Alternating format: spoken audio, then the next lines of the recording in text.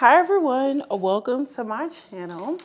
Today I am getting my DOG prepared to go to boarding. If you have a dog that's super smart like mine, then listen, you understand why I have to spell it out versus just say it. She doesn't necessarily like going, but sometimes she does have to go if I have a work trip, if I have a personal trip, all of those different things. I don't necessarily feel comfortable allowing someone to come into my home simply because my dog is reactive and very much so like protective over her things and over her people. So I do not prefer a person comes to my home. Anyways, a few months ago, I made a short about having to bring her or just showing me getting ready to take her. And I remember receiving some like less than supportive and positive comments from people who, were talking about how dogs don't deserve to basically go there. They deserve all of your time. People shouldn't get dogs if they don't really have the time. It was given off anti-work and not like basically if you work, don't get a dog. That's the vibe I got. Like, that's the vibe I got. I'm gonna just put it out there. And it was kind of disturbing to me and annoying because I hear this rhetoric all the time. Like, you basically like your dogs deserve more time and you're the world to them and all of those things. Well, I fully agree that dogs deserve all of the love, all of the kindness, all the generosity, all of the affection, all of the things. I also acknowledge that most humans that I know have to work to live. Somebody got to pay the bills. Somebody got to keep a roof over my head and her head. Somebody has to make sure she's able to eat and get the medicine that she needs that could literally save her life. And it didn't sit right with me because I feel like I hear this all the time of like, you shouldn't get a dog if you have to do all these different things. And I'm like, I feel like people should start putting like a disclaimer or something.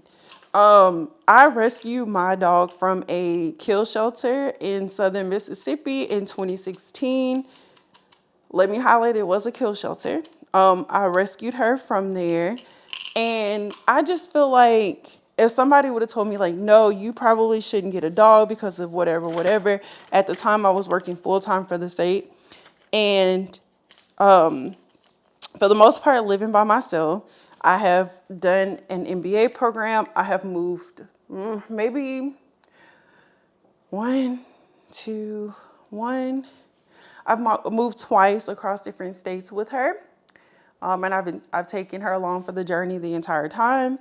And it's just kind of like if somebody would have discouraged me from getting my dog, like the thought of her possibly just being euthanized because of the fact that somebody was like, you have a job, you need to give your dog all of your time. Not okay. And let me tell you why. There are options for people who have to work, which should be most people, but maybe there are people, you got a little privilege, freedom. You can do what you want with your time. You don't have to work for a paycheck. You don't have to work for food. You don't have to work for anything. That group is in the minority. The majority of us have to work. The majority of us have to go to school. And yes, that means that we're going to take time away from our pets. But you know what you do instead? You make sure that your dog or your cat or whatever pet you have is well taken care of, even in your absence, no matter where you are, if it's at school, on a trip, or anything like that. You just make sure your pet is well taken care of and that they're in trusted hands. And then the time that you have with them, you just make sure that they're loved and they know that you're there for them and that you care about them. And so there are options for, whenever you have to be at school or you have to be away and you can't necessarily take your dog or your cat, take your dog outside for them to be relieved. There are several options. One is that if you're at home or you're near family, get your family to do it. That's a big one. A lot of us have family members that live nearby. If you can't take your dog out, or if you're going on a trip, maybe work with them, offer them some gas money, offer to pay them to help take care of your pet while you're out of town or at work or working long hours or whatever. So that's one option. That's probably on the cheaper end of the spectrum. Then there's like a mid level in which you'll pay someone like off a Rover or an app like that to come take your dog out while you're away from home, or if you can't get home from your lunch break or anything like that. And then there's a third option, and this is particular. I mean, I feel like this is one of the best options if you can afford it and if you have a dog-friendly dog.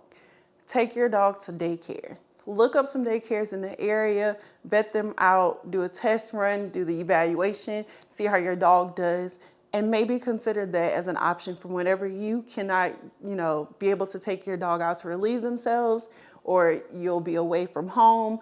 Consider daycare or boarding to be able to take care of have your dog's needs be taken care of while you're away from home or when you're unable to come take them out. And so I really feel like those are all three amazing options that people have for times when they are not able to do it themselves. And so that's why I don't really like the rhetoric of like, oh, dogs deserve all of your time and all of your love. It's not fair to them when you have to go to work, and it's not fair. And I'm like, it's not fair.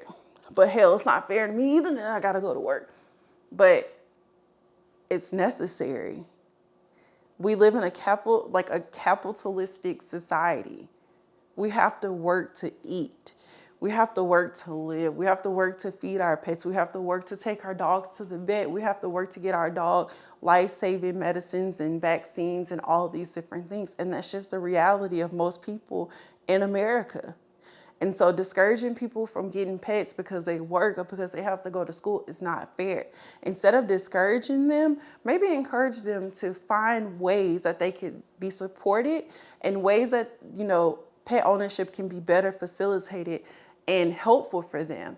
If instead of telling them don't get a shelter dog or a rescue dog because they don't have the time because they work, maybe tell them like, hey, I understand that you're busy with work or school, and there are options for that. I really love this dog sitter in this area. You should check them out for times when you can't take your dog out, or there's a local vet clinic that is really good with my dog for boarding and daycare.